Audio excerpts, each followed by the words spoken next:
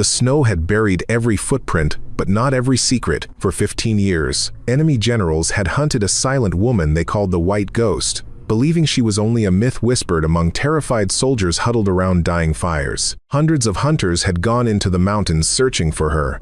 None ever returned with proof that she existed at all. Then, on the coldest morning of the entire war, when an Allied army of nearly 200,000 soldiers faced complete annihilation beneath frozen peaks, one suppressed rifle echoed across the valley only once. From an impossible distance of 4,918 meters, a single cold bore shot crossed snow, wind, and legend, killing the supreme enemy commander instantly, in front of his own staff. That impossible bullet ended a war that had consumed 2 generations, and it did so before the next snowfall had even touched the frozen ground. The war had been burning for 15 years by the time anyone dared to whisper her name in daylight. The Allied forces had lost nearly every advantage they once held. Their tanks rusted at the bottom of ravines, their air support had been grounded by storms that seemed to arrive with unnatural precision, as though the mountains themselves resented intruders. Morale had crumbled twice and been rebuilt from nothing twice more. And yet, in the middle of all that despair, one figure remained constant, a rumor that refused to die no matter how many times commanders tried to dismiss it as folklore invented by frightened conscripts. She had never spoken to anyone in 15 years, not to a single soldier, officer, or prisoner. No one knew her real name. No one had ever seen her face clearly enough to describe it twice the same way. She carried no papers, wore no insignia, and answered to no command structure that any general could locate on a map. The only name that stuck, the only name that traveled from trench to trench and eventually crossed enemy lines as well, was the one soldiers gave her out of equal parts terror and reverence. They called her the White Ghost. She always appeared the same way, and she always vanished the same way. A shot would ring out from somewhere impossibly far, a single enemy officer or sniper team would fall, and by the time anyone reached the position, there was nothing left but a shallow depression in the snow already filling with fresh flakes. No radio chatter ever caught her voice. No satellite photograph ever captured her clearly. No medal had ever been pinned to her chest, because no ceremony could ever locate her to give one. All she ever left behind were the bullets themselves, each one placed with a precision that field surgeons and ballistics officers alike described as inhuman, as though physics had briefly bent itself around her will. It became common, in the coldest months, for soldiers on both sides to trade stories about her over rationed coffee, each story wilder than the last. Some said she had once put down an entire ambush squad without anyone hearing more than a single shot. Others swore she could read wind patterns that no instrument could measure, adjusting her aim for gusts that existed only seconds in the future. A few claimed she had saved their unit from a night raid without a single soldier ever realizing she had been there until they found the bodies of the enemy scouts at dawn, each with one wound, each already frozen stiff. Command structures on the Allied side treated her with a strange, uneasy respect. They did not control her. They could not summon her. At best, they could hope that wherever their forces moved, she happened to be watching from some ridge far beyond the range of ordinary rifles. Some generals resented this uncontrollable variable in their otherwise ordered war. Others privately thanked whatever force had placed her on their side of the conflict, because without her unseen presence, entire outposts would likely have fallen years earlier than they did. On the enemy side, the mythology grew darker and more obsessive with each passing year. Field commanders who lost officers to her impossible shots began reporting her not as a combatant but as a curse, an omen that their campaign in this stretch of mountains was fundamentally doomed. Soldiers who survived encounters near her territory returned changed, quieter, prone to staring too long at empty ridgelines. It was said that entire units refused specific mountain passes simply because rumor placed her somewhere within them, regardless of whether any hard evidence supported that claim. It was during a war council held in a heavily fortified command bunker, deep beneath a mountain the enemy had spent 3 years trying to secure, that one particular general rose from his seat and made a declaration that would be repeated for years afterward among both allies and enemies. He was a decorated commander, feared for his ruthlessness, and admired for his ability to turn losing campaigns into stalemates through sheer force of will. He struck the map table with the flat of his hand and told his assembled staff, in a voice that carried no hesitation at all, that if they captured her, if they finally silenced the woman haunting every mountain pass in the region, the war itself would end within the month. His officers exchanged glances but did not argue. By then, Even the most hardened skeptics among them had come to believe that whoever controlled the myth of the white ghost controlled the war. For the next 15 years, that single declaration became doctrine. Entire divisions were repurposed, at various points, into what amounted to a standing hunting operation. Thousands of elite soldiers rotated through specialized units built for one purpose only: to locate, track, and eliminate a woman that most of them had never actually seen. Unmanned aerial vehicles swept every accessible ridge and valley within 100 kilometers of her last confirmed activity. Helicopters ran thermal sweeps through blizzards so violent that pilots later described the missions as suicidal. Satellites reassigned from strategic reconnaissance instead spent entire orbital passes scanning white terrain for any anomaly, any shape, any shadow that might belong to a single human figure moving alone through territory that should have been uninhabitable. None of it worked. Every time a search team believed they had closed the distance, every trace of her presence dissolved beneath fresh snowfall as though the mountain itself was complicit in hiding her. Boot prints ended at sheer cliff faces with no visible route up or down. Camp remains, when found at all, contained nothing but ash so cold it had clearly been extinguished for days before any team arrived. Twice, elite trackers swore they had cornered her in a narrow gorge, only to find, upon final approach, an empty position and a single spent shell casing left behind with what almost looked like deliberate mockery. The absence of any hard evidence bred its own mythology, one that spread even among the most disciplined military units. Some soldiers whispered that she never slept, that she had trained her body to remain alert through entire Arctic nights without rest. Others claimed she never ate, or that she survived on nothing but frozen roots and whatever scraps she could strip from the bodies of those she killed. A particularly persistent rumor held that she did not age, that soldiers who had first encountered her 15 years earlier described the same woman, the same silhouette, the same impossible stillness, as soldiers encountering her for the first time in the war's final years. The truth, unknown to any of them, was far more human and far lonelier than any legend could capture. She lived alone in an abandoned stone shelter carved into the side of a mountain that no military map had ever properly surveyed, a structure so old that its original purpose had been forgotten generations before the war even began. There was no electricity, no communication equipment, no comfort beyond what she could build with her own hands from salvaged materials and whatever she could scavenge from the frozen landscape around her. When she was wounded, and she was wounded more times than any official record would ever show, she treated herself, cauterizing cuts with heated metal and setting her own fractures with strips of cloth and improvised splints, biting down on leather to keep from crying out in a silence she had long since stopped needing to break. She maintained her equipment with the same discipline she maintained her body. Her rifle, an aging but meticulously preserved weapon that had clearly seen decades of use before it ever reached her hands, was cleaned and calibrated every single day, regardless of weather, regardless of exhaustion, regardless of how many hours she had already spent in a frozen firing position waiting for a target that might never appear. She ground her own optics corrections by hand using tools she had built from scavenged enemy equipment.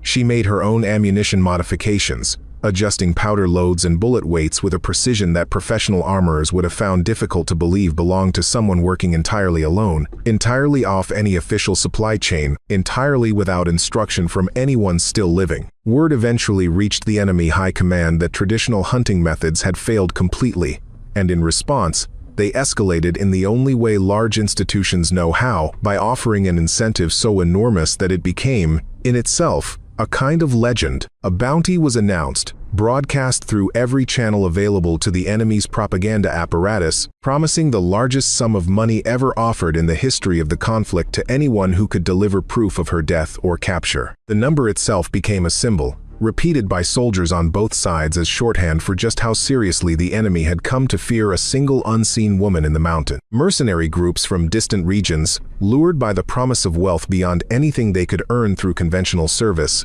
began arriving at the front specifically to hunt her, bringing with them equipment and tactics that regular military units had never employed.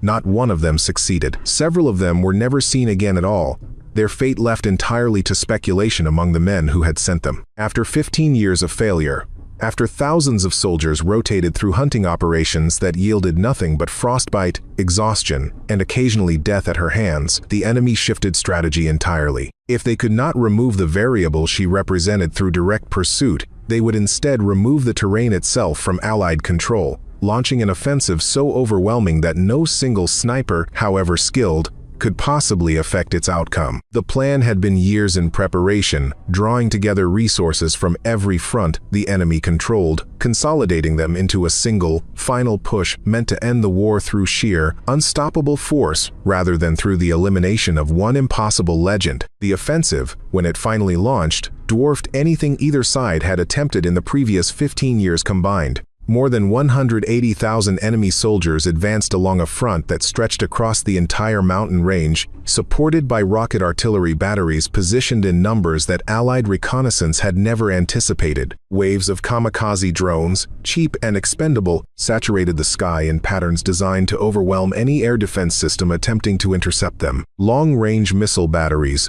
positioned far behind the front lines, targeted Allied supply depots and command centers with a coordination that suggested months of careful planning rather than any spontaneous decision. Within 72 hours, the entire mountain range had been surrounded. Allied forces, already stretched thin from 15 years of continuous warfare, found themselves cut off from resupply routes that had sustained them for over a decade. Communication lines to the capital were severed one by one as enemy special forces infiltrated relay stations under cover of the ongoing blizzard conditions that had defined this theater of war since its beginning. Field hospitals overflowed within the first day. Ammunition reserves, calculated to last weeks under normal conditions, were projected to run dry within 72 hours given the intensity of the enemy's opening barrage. Allied command understood immediately what was at stake. If the mountain defense line collapsed, there would be nothing left to stop the enemy from sweeping into the lowland regions beyond, regions that contained the vast majority of the nation's remaining population and infrastructure. 15 years of sacrifice,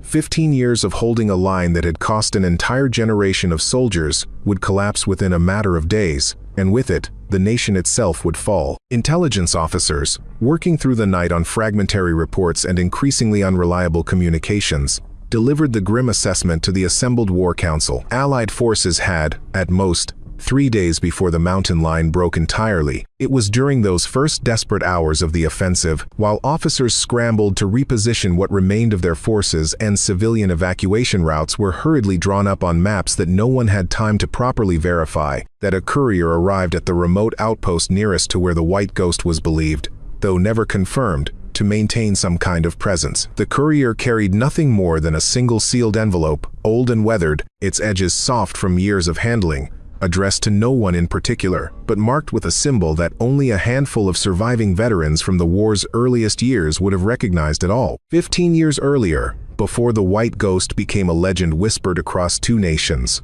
her father had been considered the finest marksman the Allied forces had ever produced. He trained an entire generation of snipers before the war had even properly begun, and his reputation, even among enemy commanders, carried a kind of respect rarely extended across battle lines. He led a specialized reconnaissance unit deep into contested territory during one of the war's earliest and most consequential campaigns, a mission that intelligence, at the time considered nearly guaranteed to succeed given the unit's exceptional skill and the quality of the information they had been provided. The information turned out to be compromised from the very beginning. A trusted contact within Allied intelligence, later revealed to have been working for the enemy for years, fed false coordinates and false assurances of safe passage directly into the mission briefing. Her father's unit walked into a killing ground disguised as an evacuation corridor, surrounded on 3 sides by enemy forces who had known their exact route for days before the operation ever launched. What followed was not a battle so much as a slaughter,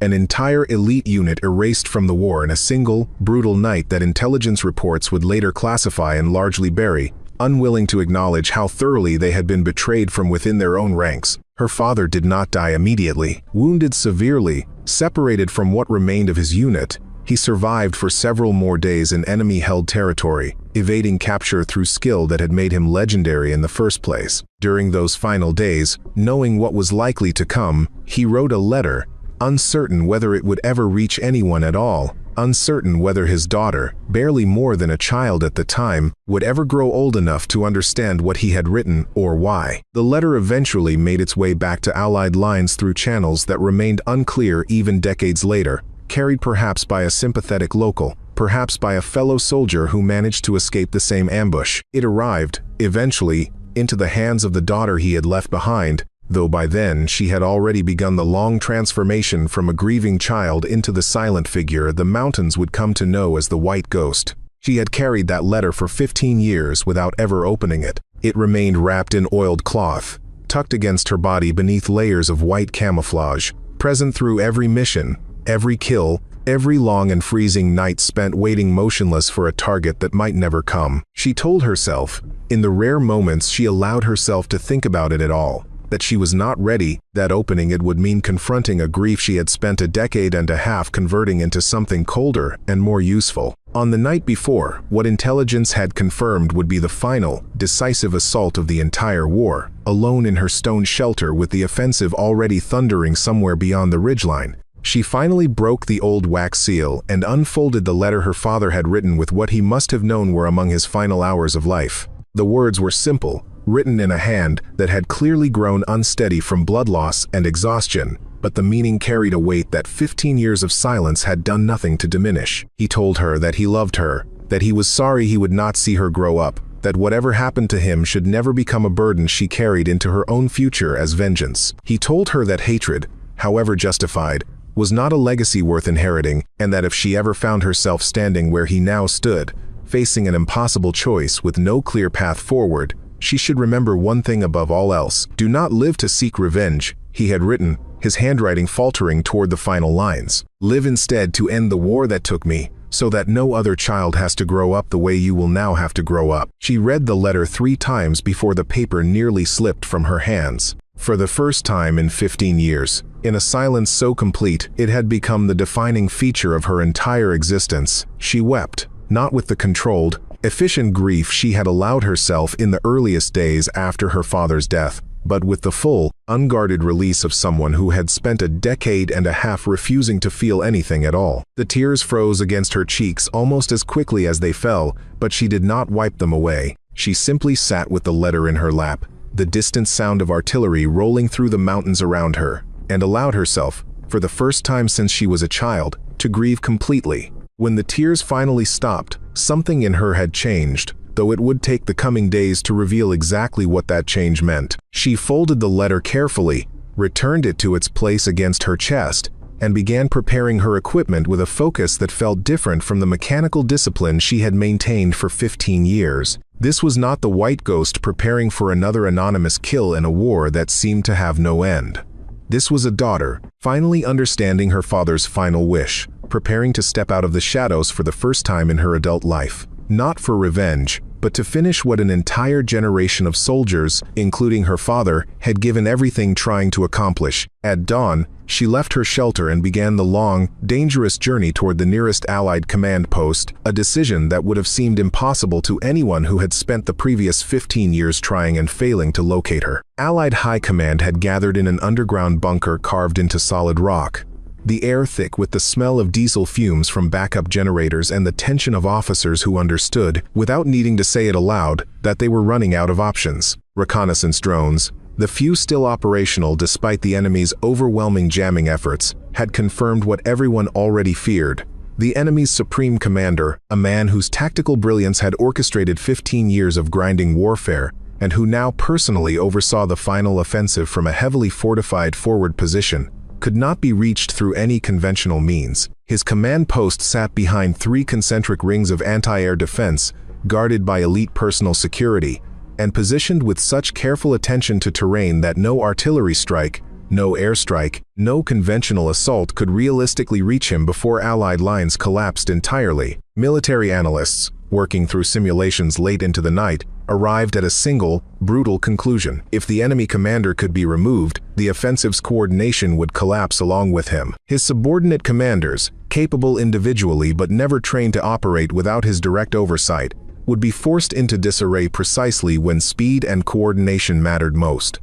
It was, perhaps, the only remaining path to preventing total collapse of the mountain line within the next 72 hours. The distance from the nearest viable firing position to the commander's forward post, however, presented a problem that no officer in the room could resolve. Their calculations placed the shot at 4,918 meters, a distance that exceeded, by a significant margin, any confirmed sniper kill in the recorded history of the war on either side of the conflict. Specialists consulted on the plan grew increasingly grim as the numbers were laid out before them. Every variable at that distance, wind shear across multiple altitude bands, the rotational effect of the Earth itself on a projectile in flight for that long, spin drift accumulated over such an extended trajectory, atmospheric density shifting with elevation, and temperature gradients that could bend a bullet's path in ways nearly impossible to predict with full accuracy, compounded against each other, until the margin for error approached something close to zero. One veteran ballistics officer, respected throughout the Allied command structure for his conservative and carefully reasoned assessments,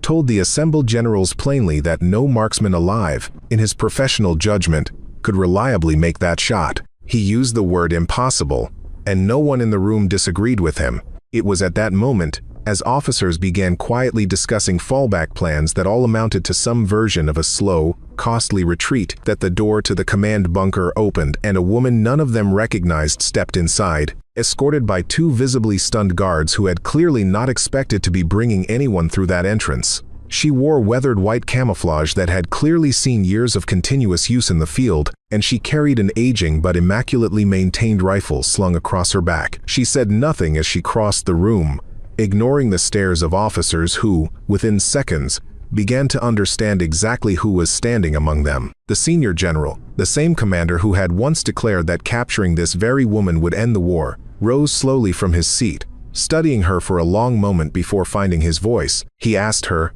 carefully, whether she understood the distance involved, whether she understood that no one, in 15 years of war, had ever attempted a shot of this magnitude, let alone succeeded at one. The entire room waited in absolute silence for her response. The first words any of them had ever heard her speak after 15 years of pursuing a myth that had, until this exact moment, never once addressed them directly. She looked at the map spread across the table, at the marked position of the enemy commander's forward post, at the calculated distance that had left veteran officers speechless only moments earlier. Then she spoke, her voice quiet but carrying an unmistakable certainty that silenced every remaining doubt in the room.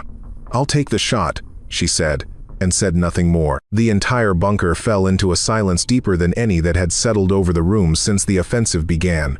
Officers exchanging glances that carried equal parts disbelief, hope, and a fear none of them could quite name. She left the command bunker before dawn had fully broken, refusing the escort that senior officers insisted she take, refusing the specialized cold weather equipment that logistics officers scrambled to offer her, refusing, ultimately, almost everything except a single updated map showing the most current intelligence on enemy troop movements along her intended route. She told the officers assigned to assist her that any additional personnel would only increase the chances of detection, and that she had survived 15 years in these mountains without support because support, in this terrain, in this weather, more often became a liability than an asset.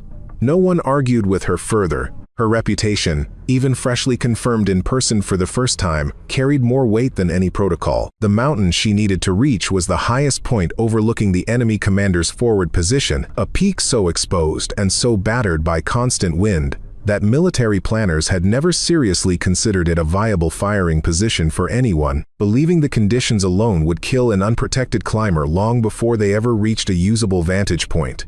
The blizzard raging across the region had reached what meteorological officers classified as extreme severity, winds strong enough to knock a grown man off his feet, visibility reduced in places to less than 3 meters, temperatures plunging toward -37 degrees before accounting for wind chill that made the effective cold considerably worse. She climbed alone, without support, without a planned extraction route, carrying only what she could fit into a single pack along with her rifle and the ammunition she had spent the previous night preparing with obsessive, careful precision. The ascent took the better part of a full day, each step deliberate, each handhold tested twice before she committed her full weight to it, her body moving with the practiced efficiency of someone who had spent 15 years learning exactly how much the human body could endure before it began to fail. Oxygen grew thin as she climbed higher, each breath demanding more effort than the last, her muscles burning with a fatigue she refused to acknowledge, because acknowledging it, she knew, was the first step toward giving into it. By the time she reached the summit,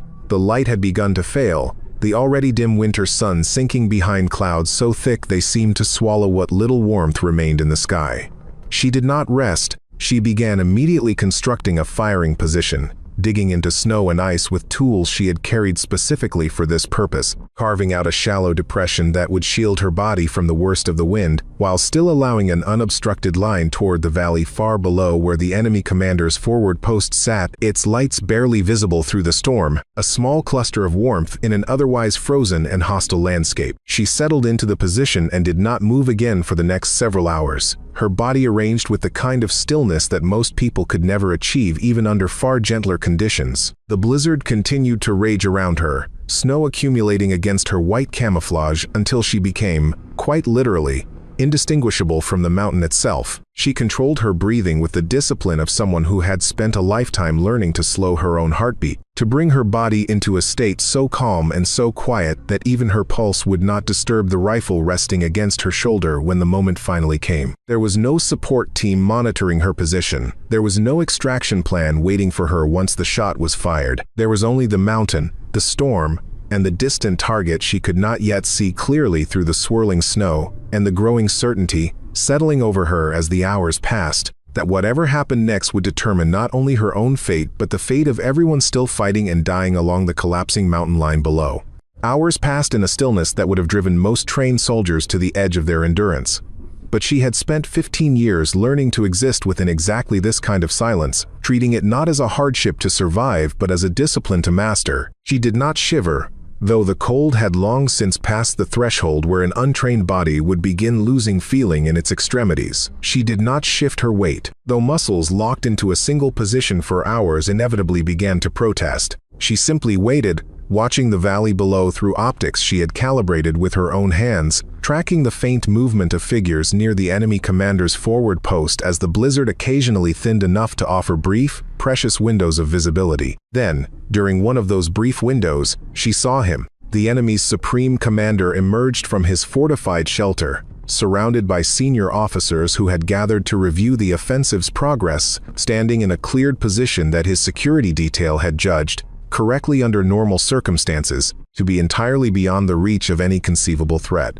He remained visible for only a handful of seconds before turning to re-enter the shelter, but those seconds were enough. She had her window, and she knew, with the same certainty that had carried her through 15 years of impossible shots, that it would not come again. What followed was among the most demanding calculations any marksman in the history of the war had ever attempted, performed not with computers or automated ballistic software, but with instinct honed over a decade and a half of solitary practice, cross-checked against handwritten formulas she had memorized so thoroughly they required no conscious thought to apply. She accounted for wind shifting across multiple layers of atmosphere between her position and the valley floor, each layer moving at a different speed and in a subtly different direction, forces that would nudge her bullet's path incrementally throughout its long flight. She accounted for the rotational effect of the Earth itself, a factor so small at ordinary distances that most marksmen never needed to consider it, but significant enough at nearly 5,000 meters to shift a bullet's point of impact by a meaningful margin if ignored.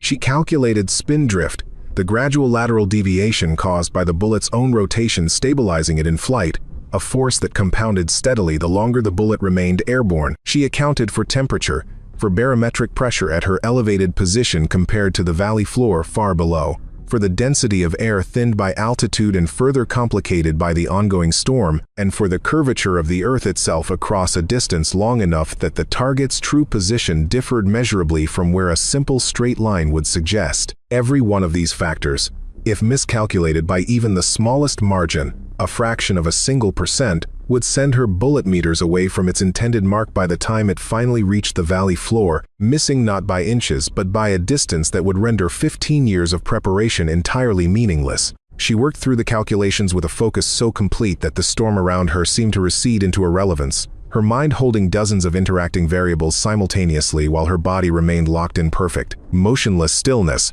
When she finally arrived at her firing solution, she made the final adjustments to her scope with fingers that had long since gone numb from cold but that moved with a precision undiminished by that numbness. Each click of the adjustment dial calculated, deliberate, and final. She controlled her breathing, slowing it further, drawing air into her lungs with the same careful measure she had used for 15 years to steady herself before every shot she had ever taken. The world around her seemed to fall away entirely. The roar of the blizzard, the distant rumble of artillery still hammering the mountain line below, the aching muscles held motionless for hours, all of it receding into a silence that existed only inside her own mind. There was only the target, the rifle, and the growing certainty that this single moment, more than any other in her entire life, would determine everything that came after it. Her finger began to tighten against the trigger with a slowness that most people would never associate with an action that would, within seconds, end so violently. There was no music in that moment, no dramatic swell of sound to mark its significance,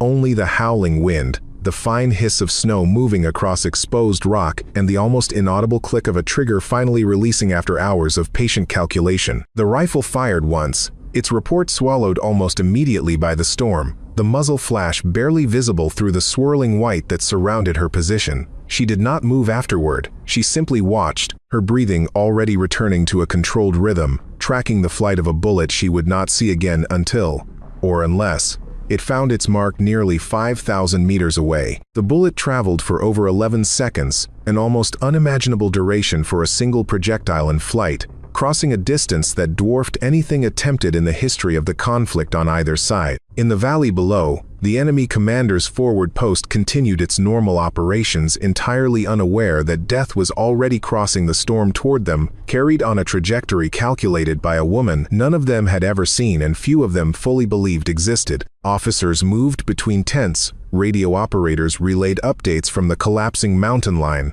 and the Supreme Commander himself stood near a window of his fortified shelter, reviewing reports with the calm confidence of a man who believed, with good reason given everything that had come before, that victory was now only a matter of days away. The bullet struck the reinforced glass of his shelter's observation window with enough force and precision to shatter what should have been capable of stopping conventional small arms fire entirely. The glass rated to withstand far lesser threats than a projectile that had been calculated with such extraordinary care across such an extraordinary distance. It passed through the shattered barrier and struck the commander squarely, the impact instantaneous and utterly without warning to anyone in the room around him. He collapsed before any of his staff even understood what had happened, before the sound of the impact had fully registered against the ongoing roar of the storm outside, before anyone present could process that the war's most feared and most capable strategist had just been killed by a single shot fired from a mountain nearly 5 kilometers away. For several long seconds, no one in the shelter moved at all, the silence inside the room as complete and as absolute as the silence that had settled over the mountain summit where the shot originated. Then chaos erupted, officers shouting orders that contradicted each other, security personnel scrambling to secure a position that had, until moments earlier, been considered entirely beyond any possible threat, and radio operators struggling to relay news that none of them fully understood themselves, unsure how to explain to increasingly frantic subordinate commanders that the man coordinating their entire offensive had simply died where he stood, with no visible attacker, no explosion, and no warning of any kind. High on the mountain, the woman who had fired that single shot remained motionless for several more minutes, watching through her optics as the distant chaos she could not directly witness played out in indirect signs, radio traffic across enemy frequencies suddenly spiking in volume and confusion, vehicle movements near the forward post growing erratic and uncoordinated, and a stillness settling over the previously organized enemy positions that told her, even from this distance, exactly what had happened without needing any direct confirmation at all. The entire battlefield fell into a silence that soldiers on both sides would later describe as unlike anything else they experienced during 15 years of continuous warfare. News of the commander's death spread through enemy ranks with a speed that no official communication channel could have matched, carried instead through the kind of whispered, half-disbelieving rumor that moves fastest precisely because no one wants to be the one confirming it. Subordinate commanders, capable individually of managing their own sectors but never trained or trusted to coordinate an offensive of this scale without direct oversight from the man who had just died, found themselves paralyzed by indecision at exactly the moment when speed and coordination mattered most. Orders contradicted previous orders, reinforcements meant for the collapsing front were redirected, then redirected again, arriving eventually nowhere useful at all. Entire divisions that had been advancing with calculated precision only hours earlier began pulling back from positions they had spent days fighting to secure, their commanders unwilling to commit further without guidance that no longer existed to give. Within 18 hours, what military historians would later describe as one of the most complete tactical collapses of the entire war had taken hold across the enemy's advancing front. Allied forces, given breathing room they had not expected to receive, regrouped along positions that intelligence had assumed would fall within days, reinforcing weakened sectors and, in several key locations, launching counterattacks that pushed enemy forces back from ground gained only hours earlier at enormous cost. By the second day following the commander's death, senior enemy officials, recognizing that the offensive's coordination had irreparably broken down, and that continuing the campaign without unified leadership risked catastrophic losses without any realistic path to victory, began quiet diplomatic contact through neutral intermediaries, testing whether Allied command would be willing to discuss terms. The negotiations that followed moved with a speed that surprised officials on both sides, driven forward by an exhaustion that had settled over an entire region after 15 years of continuous conflict, a war that had consumed an entire generation and left almost no family, on either side of the front, untouched by loss. Within a single week of the shot fired from that frozen summit, a formal ceasefire agreement was signed, ending hostilities that had begun before many of the soldiers now laying down their weapons had even been born. Celebrations broke out across Allied territory, cautious at first, then increasingly unrestrained as the reality of an actual, lasting peace began to settle over people who had known nothing but war for the majority of their lives. Amid all of it, amid the celebrations, the diplomatic ceremonies, and the beginning of what would become years of rebuilding, no one could find the woman responsible for the single shot that had made all of it possible. Search parties, this time organized not to hunt her but to honor her, combed the mountain where she had taken her position, finding only the shallow depression where she had waded through the storm, already filling with fresh snow, and a scattering of spent shell casings from ammunition she had clearly test-fired during her preparations. Her tracks, followed as far as searchers could manage, led toward increasingly remote and difficult terrain before disappearing entirely at the edge of a sheer rock face that offered no visible route down,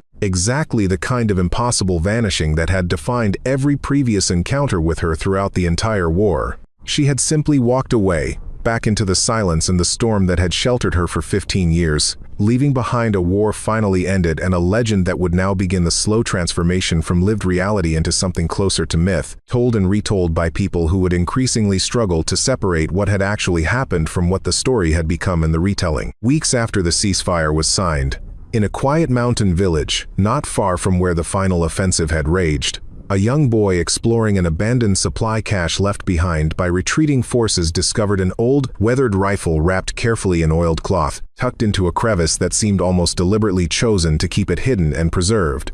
He carried it back to his family, uncertain what he had found, only that it seemed important, seemed to carry a weight beyond its physical form. His grandfather, a veteran of the war's earliest years who had heard every version of every rumor about the woman soldiers once called the White Ghost, took one look at the weapon's careful modifications, the hand-ground optics, the subtle adjustments no factory would have made, and understood immediately exactly what his grandson had found. Years passed following the end of the war, years that saw an entire nation slowly rebuild itself from 15 years of devastation, reconstructing cities, replanting fields that had lain fallow through decades of fighting, and raising a generation of children who would grow up knowing peace as something more than an abstract concept discussed only in stories told by exhausted grandparents. As the immediate wounds of war began, slowly, to heal, tension turned increasingly toward preserving the memory of what had been sacrificed to reach this point.